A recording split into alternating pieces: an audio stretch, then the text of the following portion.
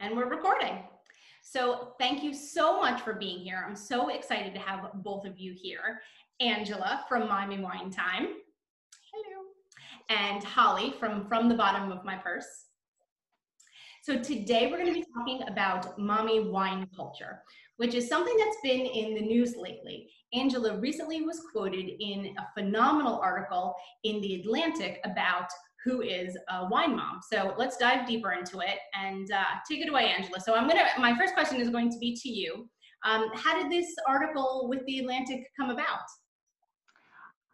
So they actually reached out to me about 3 months ago, I would say, right as we were starting to get word about potential like COVID stuff. And so she called me and she was like, I want to talk to you about mommy wine culture and why you came up with your handle, what made you choose the name, and kind of what has been.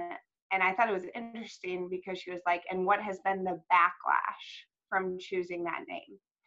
And I thought it was an interesting way to word it because it was like, well, you're automatically assuming that because my name is Mommy Wine Time, that there's backlash to it. So there's obviously already a negative connotation towards the words mom and wine together. So we talked for probably almost an hour about where I was at when I chose the name, why I chose the name, and kind of what my process has been since then. And like I told her, I didn't choose the name because I'm like a wineaholic. I'm actually drinking a beer right now because that's my drink of choice. But at the time, I loved the guy, Matt Belisai. Have either of you watched any of his videos? No. He used to do this Facebook, YouTube series called Wine About It, where he would literally drink an entire bottle of wine and then he would whine about something. And it would be like, why do people love seasonal decor or something like that? And it was hysterical. And I was like, why can't we like whine about stuff a little bit, especially motherhood? So when my husband was like, you need an outlet, I was like, Mommy Wine Time, like a space for me to whine a little bit about like the stresses and struggles of motherhood. And so the handle was available and I took it, and it has become like this big thing that my name is wine attached to it, but really I don't post about wine all the time. You don't. You really take action. You don't post about stuff in your purse all the time. No, never. I want to see the bottom of your purse, Holly. What is in the bottom of your purse? Too much. Everything. We want to see. Everyone wants to know what is from the bottom of your purse. Oh my gosh. How did you get the name, Holly? I'm going to take a tangent. I'm going to come back to drinking, but how did you get the handle? Well, I was on a girls' weekend with my best friend, and it was kind of like I had just lost my job, and I was like, I've got to do something. And my best friend was like, well, what do you like to do? And I was like, I mean, I like to write. And she's like, well, you should write. And I was like, okay. She was like, well, you need to get on Instagram. We need a blog name. And I was like, all right. And we were like sitting at a restaurant, and I was like digging for something in my purse, and she's like, from the bottom of my purse. And I was like, what? And she's like, I mean, you said you want to write about everything and you never know what's in there. Like, it literally encompasses all the things, because I wanted to write about like motherhood, travel, like past, all that kind of stuff. And so I was like, okay. And so that's kind of how it evolved. I love it. I think that's awesome. All right, we're going to jump back. Thank you for sharing that, Holly, because I appreciate that. We're going to jump back to the Who is Mom article. So that article, what was so phenomenal about that, Angela, is that it really ran the gamut of talking about like wine culture and modern parenthood, and then Karens. I mean, they came up with that at the end where they were like, you know, who are these mommy wine drinkers? And they're the Karens of the world. And I just thought that was so innovative and so like really eye-opening to think that that's like, you know, who that is, but it made sense. Did you think that made sense, or did you think that was a stretch? I do, because of when people hear a wine mom, if they were to picture a wine mom in their head, it's going to be somebody who is probably complaining to the manager. Like, but and when I think of the word Karen, unfortunately, I know so many wonderful, lovely Karens, but when I think of Karen as what it's attached to memes right now, I think of somebody who's like, can I speak to your manager? And the sad part about it to me is that the wine mom has evolved into this thing where moms can't get a break because we're supposed to be on 24/7. And so it is like shame on a mom for having a drink and talking about it. And I'm not like broadcasting that it's the cure all for motherhood stresses, but I also think that it's a safe place on social media to go and be like, my kids were assholes today, so I finally got them to bed at 10:30 at night, and I'm watching, Dead to Me on TV and having a glass of wine. What's wrong with that? I don't think anything. No, I'm with you. If I wasn't still sleeping with my son every night for the last 2 months, I would be watching Dead to Me, but now I've missed the entire season, so I'm gonna have to wait until he goes back to sleep in his own bed so that I can watch TV. I haven't watched proper adult TV in 3 months. I miss it. And I think a lot of people take it literally. Like, that's how you're unwinding every night. I mean, it's an expression. Like, you could be taking a bath or binging on Netflix. Like, it's just a release. And I think people use wine or a drink or kind of as an example of a way to relax, when half the time we're not even having a glass of wine. Right. Yeah. And when you think about it, like, my grandmother would sneak vodka into her coffee mug. But like, we didn't have social media for grandma to be like, is this vodka or coffee? ? Like, social media has made it this huge thing where, yeah, you see wine and mom on shirts, on mugs, on memes, on everything. And it seems like social media is driving it into mothers' heads that this is what they're supposed to be doing, when really, like, moms have been looking for a means to escape since forever, whether that is vodka in a coffee mug or a glass of wine or binge watching your favorite show after the kids go to bed and staying up way too late, or reading a really good book. I think it encompasses everything, but the focus is on the wine. And no one ever, like the article says, you read it, no one ever blames a dad for being a beer dad. And like you said, moms have been drinking forever. I mean, they just have, There's no way that you see, like, the housewife would have dinner ready for her husband and hands him a martini. You don't think she was sipping one too? I mean, come on. Right. And I always use this as an example. The Rolling Stones have a song called Mama's Little Helper, right? Or Mother's Little Helper. And the whole song is about, like, the moms doing, like, quaaludes and stuff. Yes, I was about to say quaaludes were huge for moms in, like, the 1950s and 60s. Yeah, it was a thing. It was a legitimate thing. And that was way more dangerous than having a sip of rosé before, bath time or something at night. Kind of how I feel about the wine and the drinking is, like, now it's like with the parenthood memes. Like, you'll write something sarcastic, joking about your kid, and the Karens come in and they're like, oh, you hate motherhood. You shouldn't have been a mother. Like, parents weren't annoyed before. They've always been annoyed. But like you said, now we're just more vocal and honest about it and transparent. And now all of a sudden it's a problem. Right. And you get the people who find your whatever meme and want to pick it apart because everyone feels like that meme has been written specifically for them. and they are supposed to take it word for word. And it's like, no, this is how I'm feeling. And I am putting it out in the universe, hoping that someone may feel the same way I do. If you don't, that's fine. If you don't have children, you don't have to comment that I shouldn't have children. They're unfollowing you, Angela. To complain about my kids. It's true. You know, funny story about our friendship and drinking culture. I'm going to tell a little story. So we have all been friends for a long time, since 2016, which is, it's been 4 years of our internet friendships. We have not met in real life, but we will soon, fingers crossed.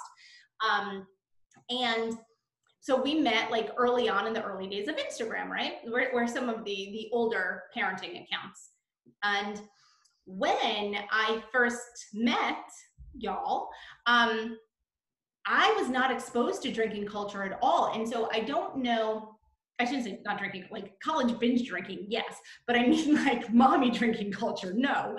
And it was actually new to me. It actually opened my eyes to the fact that this was a thing, which is interesting. And I'll tell you why, because at the point where we all got to, you know, where we were all on Instagram starting out, my son was 4.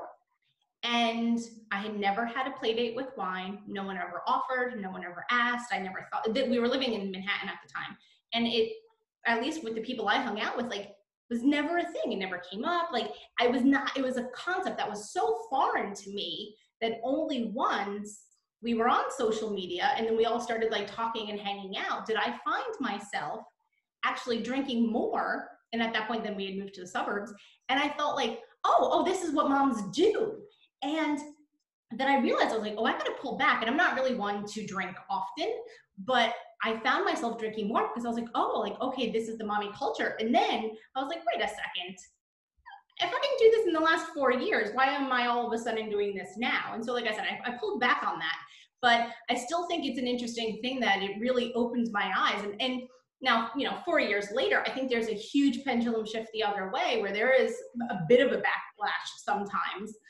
And obviously the author, the writer of the article thought there was enough to mention it to you, Angela, or ask you about it. So I think that it's interesting that the pendulum has shifted the other way to where people are sort of like either seeing through it or knowing that it's not the concrete act of drinking wine. It is the relaxation or the blowing off steam that the parents or the moms specifically are looking for. Well, I think it's like when people take memes literally.